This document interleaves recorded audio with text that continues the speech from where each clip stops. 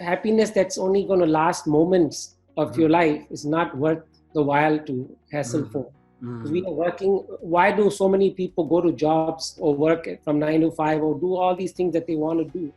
Is expecting that money can buy them time, which will lead them to happiness. But the truth is, you can be happy all the time, but not have anything. And that's how the monks stay happy, because they have nothing. That's why they're happy, because they have nothing stopping them from being happy. And no business can grow without the proper customer experiences. And this is what's important. And most companies must understand we can't make a company happier. We have to make the employees happier. So it's more of working towards the individual itself and building up that environment that supports one another. Searched and confirmed in 3 to 6 or 9 months after an inclusion of these kind of programs into the systems. Because what happens is definitely results will show up.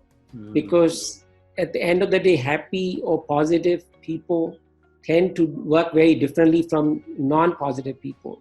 And that is coming up next on Bootstrapping Your Dreams Show, so stay tuned.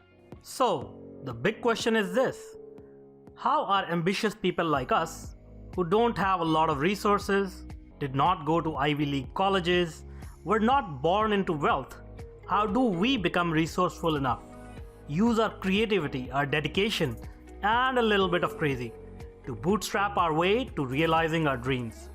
Whether it is launching a new company, launching a new app, or making it to the top of the corporate ladder.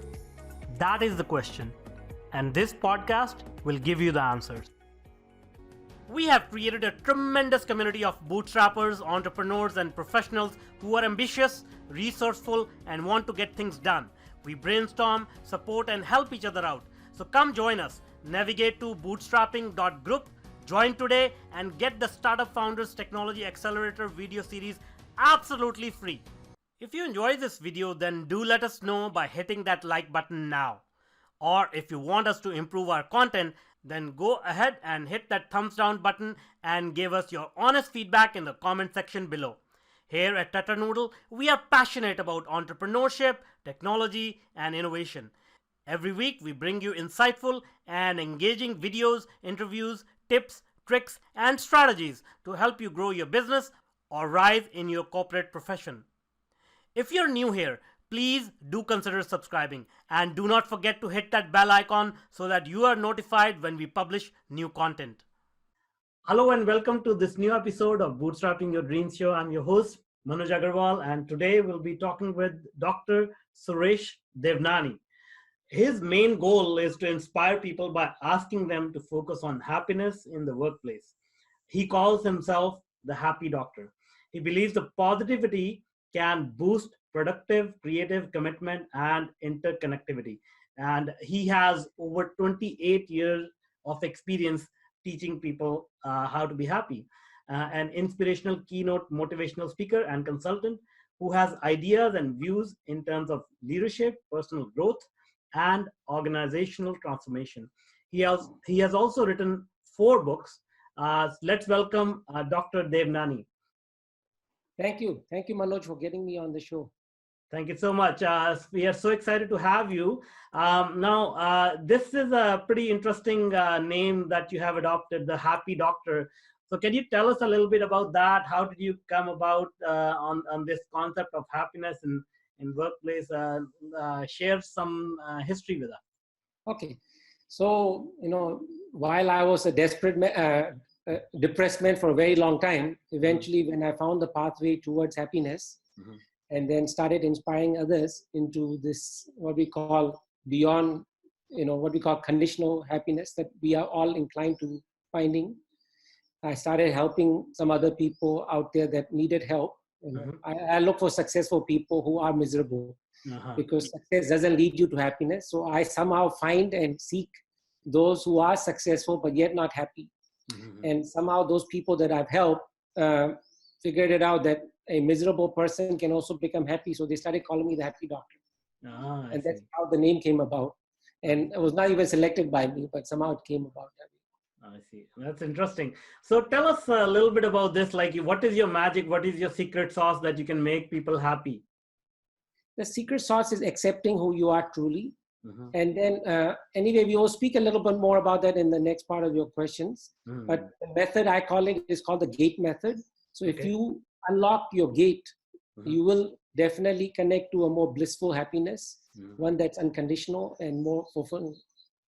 So, so, um, so first of all, let's talk about this concept about happiness. Like, because a lot of people they derive happiness in an indirect way from things which may not actually make them happy internally, like uh, pos- uh, uh, money and uh, objective things, possessions, which they can enjoy momentarily, but then obviously it doesn't last, and the happiness that you derive from that doesn't last. So you must have worked with a lot of people with different ideas about what happiness is. So let's talk about that first. What do you think is happiness, and what have you experienced in terms of what other people think is happiness? In my view, happiness is very misunderstood. Hmm. See, happiness that's only going to last moments of your life is not worth the while to hassle Hmm. for. Because we Hmm. are working, why do so many people go to jobs or work from 9 to 5 or do all these things that they want to do? Hmm. Is expecting that money can buy them time, which will lead them to happiness. But the truth is, you can be happy all the time, but not have anything.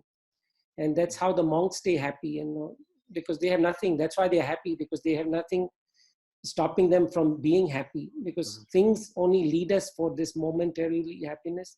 And Hmm. then what happens, it stops us. Then what is the next big thing that we need? Yeah, So yeah, we keep needing this new high every time just to keep us excited and this happiness to last.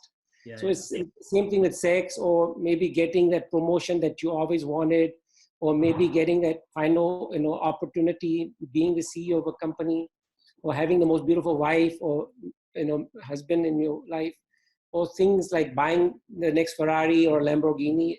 All things eventually come stopping you from being happy. So Mhm. we can't base our happiness on pure things. It has to be an internal thing that comes from within us. Mhm. And what helps is through reflection, some form of meditation, some form of accepting. That's what leads us to this core happiness, which is not conditioned by people or culture or Mhm. environment. It is more based on our own desires and needs. Yeah, yeah, yeah. That's so true.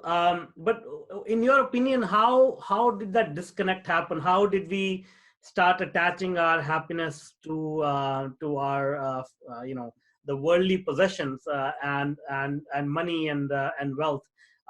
Because that feels a little bit unnatural, and because wealth and money is basically just a man-made creation. So how did we attach our emotions as a society onto this thing that we created? It started from very young in your age, because Hmm. what happened, look at this. Hmm. In generally, today's parents bribe their children from as young as 2 years old. Hmm. If you do so and so, I will give you this reward. Yeah, And yeah. this reward system just builds up as we grow older. And Hmm. as we are in our golden age, like you and me, at the 45, 50-year-old bracket, Hmm. we eventually come to realize that things are not going to buy anything more. It's the Yeah, same. yeah. I mean, this candy is really not going to be worth that sweetness Hmm. that we are seeking from it. And that's what I say. It's a society.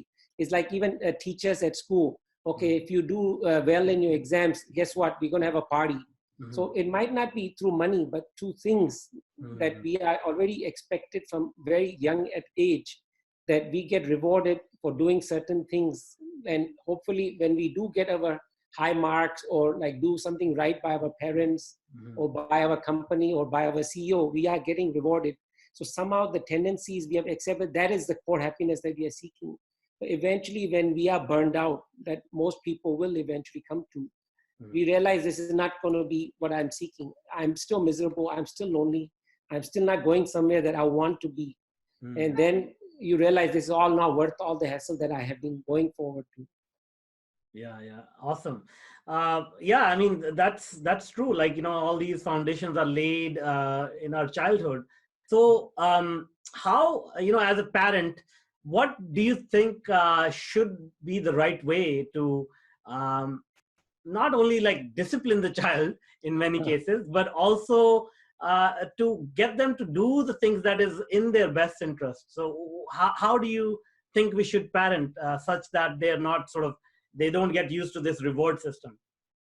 I believe the parent has to first set an example. Mm-hmm. Celebrating only those moments of success Mm-hmm. leads us to only live in those successful moments. We have to free ourselves. We should celebrate every day, whether we failed or passed, Mm-hmm. or we succeeded, or whatever happens in life. We should make the most of that moment, because failure leads to success. Success leads to failure. Nobody's perfect, and that's what's good about life. So we must inspire our children or society to look beyond moments like of what we call desire, to only be those moments that we live for. We should be living for every moment. So living just for the second, enjoying and appreciating how we live. Okay, and so I can also talk a little bit more like how I have done it for my children. I've allowed them the space, because a lot of parents like to rule over their children, trying to set goals and needs and whatever other limitations on children. Today's children really need the space. And for a parent to see how a child needs to be growing, he has to look back at their own personal experience with being a child. I feel we never liked our parents on our necks. So I think today's children also don't like that. So why not give them that space? Of course, monitor and be around whenever they need us, because there are bad forces out there that can bring children into the wrong places. I see. Okay. Now I'll read one quote that I got from your website. No magic in the world. There is only truth in you. So, I mean, it sort of resonated with me, but can you expand on this? What do you really mean by this? See, most of us feel success will bring us to a happier life. But when we do, some successful people are lonely, lost, and depressed. Then why? Why do you think there's no magic in the world? Because the magic doesn't exist, magic within us. And through my own experience of being a very, very affluent, influential, and prosperous person, I still was miserable. I was lonely. I was depressed. I wanted to kill myself. So I feel we should find the magic within us. It's not external, it's internal. So awesome. And are you okay to share some of your personal experiences? Like, how did you transform yourself from where you were and where you are today emotionally? Yeah, definitely. Why not? I would love to share, and I think it might help uplift some of those people who are going through similar symptoms. What happened is, I was 25 when it started. I was married. I had a beautiful son who was 3 that time. And then somehow it came to me that, hey, I'm burned out. I'm not happy with what I'm doing. I was successful, made a $5 million company by that time, US. So, you think money could have bought me more joy than what it did for me at that time. But I felt very insecure. Self-esteem was low, because I really didn't know what is the next big thing that will excite me. I had already come to that point. And then eventually I started becoming very introvert. And at one time I was a very extrovert. I loved partying and all that. So started staying in dark rooms more often. My business started to fail. Then eventually one day my son came to me, I think, Baba, you need to go find your happiness. You've lost it. And this was that time he was 6 years old. And for a kid to come and tell you that, so it was somehow a message for me to go find something more than what I was doing for myself. And in that time already, I tried to kill myself twice. Wow. So it was not an easy journey, but, and then from an early childhood, my grandparents had told me, go to India, figure it out. There are always these gurus who can answer your questions. So I started seeking for spiritual advice. Though I did not find it for the next 3 years, eventually I was sitting in one temple in India. Somehow this light came through me and told me, son, you have to look beyond yourself. And it's all within you. So start concentrating inside and find that core happiness. So another 2 years passed, and then while working on myself, I started helping others, trying to guide them to find a better way of, going through these experiences. And then eventually this led to this. Currently, I'm the happy doctor. Awesome. That's an amazing story. I find it, I've gone through similar experiences in my life. Got some professional success and came from humble beginnings. But then, yeah, I mean, the mental well-being is so important, because if you don't have that, nothing else actually matter, because you can't even experience it for what it is, Like how you're right? saying, experience to enjoy. You can't enjoy what you have achieved. Yeah, exactly. Amazing. And now, let's bring it back to the real world. So you also work with corporations, with companies, and bring happiness into the workplace. So tell us about that concept. We all talk about happiness in our personal life, and we are familiar with the concept, whether we are happy or not. But this whole concept of happiness in the workplace, that's new. So tell us a little bit about that. So generally, companies that want to improve their engagement, productivity, and also look at the bottom line. See, today's generation X and Y are not there for the money. They are looking for something beyond money. They're looking for experiences of joy. So that's why this happiness element or incorporation has become a big thing today in the corporate world. I see. Our generation was not so keen on happiness, because it was more like, show me the money and then I'm happy to work.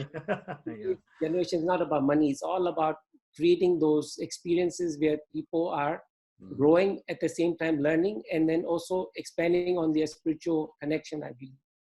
So in one sense is, we need to make sure companies who really want to incorporate what we call positive values into their organization culture, they really have to be full board, full on, because it's not for companies that just want to do what we call window shopping and add a few elements of happiness. It's not about having colorful furniture or putting some plants.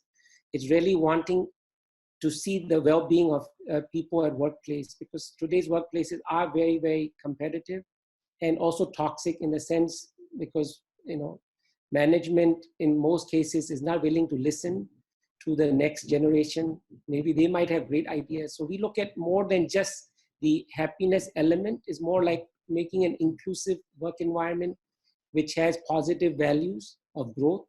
See, I believe one thing, employee engagement equals to customer experiences, and no business can grow without the proper customer experiences. And this is what's important. And most companies must understand, we can't make a company happier. We have to make the employees happier. So it's more of working towards the individual itself and building up that environment that supports one another. And that's how it should be done. Not that management pushes ideas of happiness and then they don't work on the individual. So we have to work on the individual. We have to work on the HR department. We have to work on the management. We have to work on senior leadership, managerial level. So it's a full-on kind of thing, and they all have to be involved into this equation. It can't be done by only 4 or 5 people who want to bring this bandwagon into the company. Okay. Awesome, that's great. And so, what are the kind of results are you seeing as these companies are incorporating these programs into their culture? What kind of changes, as you mentioned, in the bottom line, as well as any subjective KPIs they may be tracking? Yeah. No, there's a lot of improvement that can take place if done in the full-on way, because you can do it on a minor way, but what happens is people are less absent, productivity goes up. We are looking at also sick leaves are lessened. We are looking at also engagement improves by a lot of folds. So if you want percentage-wise, I can give you from my website. Let me give you exact numbers. 1 second.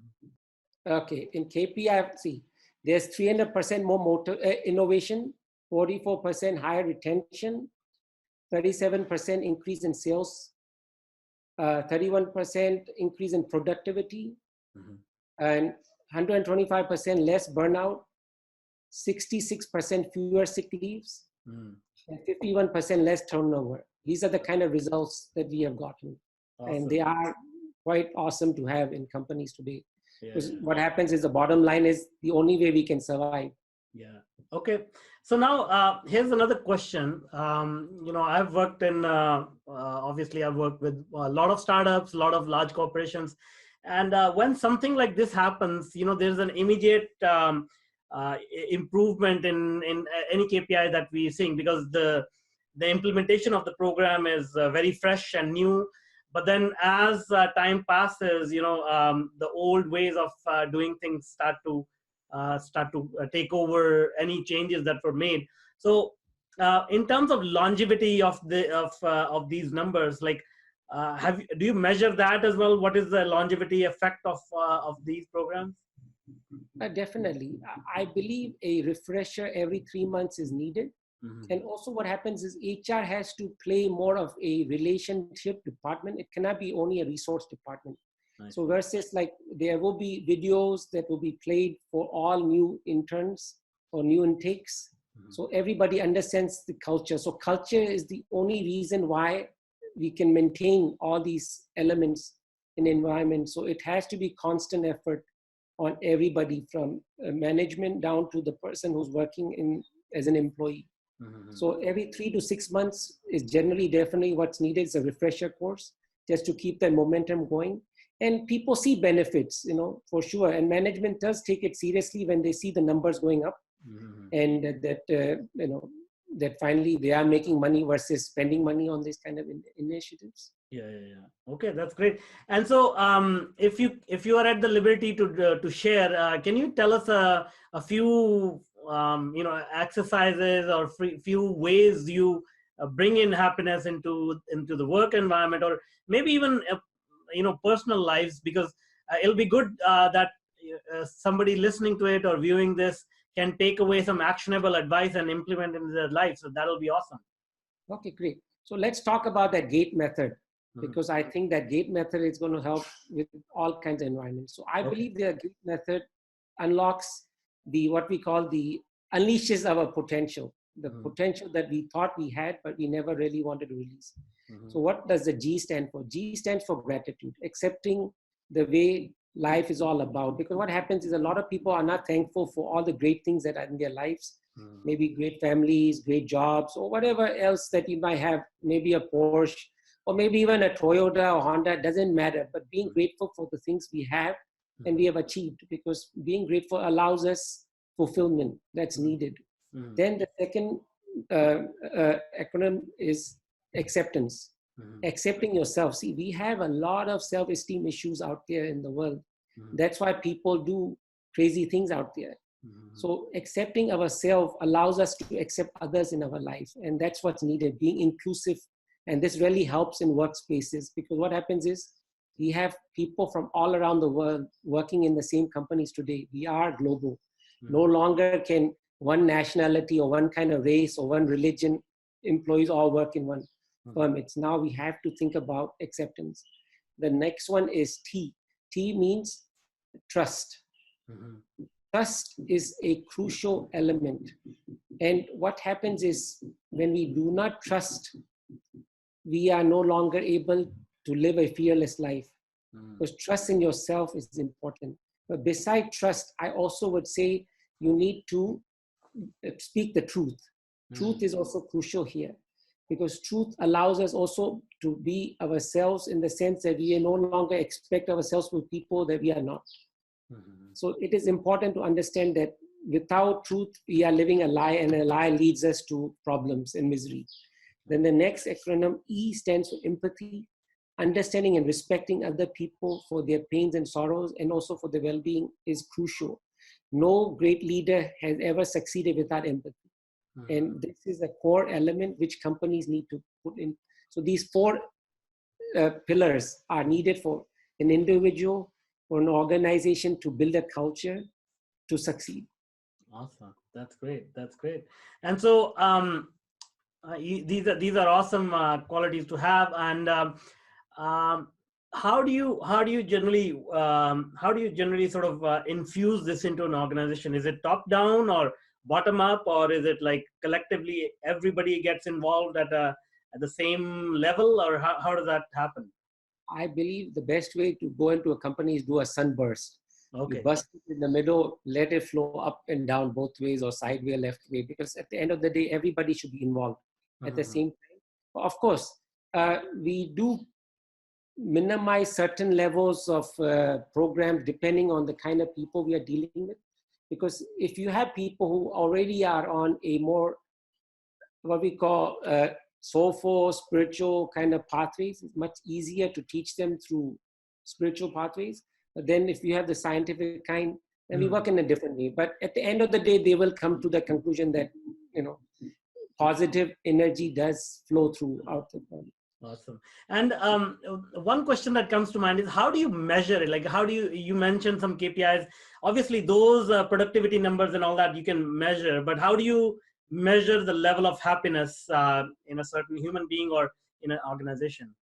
See, what happens is generally happier people, also creative, more innovative, and somehow they uplift not only the culture at work, but also uplift the customer experience.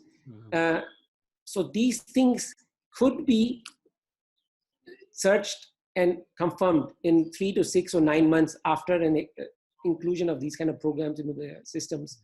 Because what happens is definitely results will show up, because at the end of the day, happy or positive people tend to work very differently from non-positive people.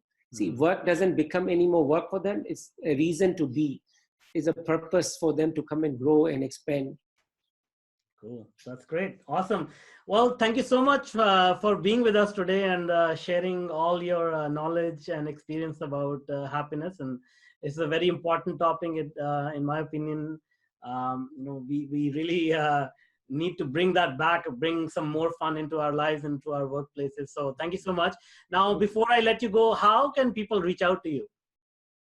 Or they can reach out to me through my website, sureshdevnani.com, or I'm available on all social medias like Facebook, Instagram, LinkedIn. So please do connect with me. And if you do connect with me, I have a gift for you, a copy of my book, or if you prefer the 21 days of a meditation program, I'm here to give. Thank you. Awesome. Great. Thank you so much. We'll add those links to the show notes so that people can reach out to you easily. Thank you. Thank you, Manuj. Great. Thank you so much. And that's all for now. Until next time. Now, if you're an entrepreneur or a career professional, then I invite you to join our growing community. Navigate to bootstrapping.group. As a welcome bonus, you will get the Startup Founders Technology Accelerator video series and Mastering Your Inner Game video series absolutely free. This series of short videos address some core issues which are instrumental in helping you move forward in your business or career. The videos are yours to view and share for free. No obligations or strings attached, except for one. You have to take action and implement it. So join us today. Navigate to bootstrapping.group. If you want more engaging videos and insightful interviews with industry's thought leaders, then check out the other videos we have picked for you. The link is right there. And if you want to be notified about our new content, please do consider subscribing to our channel.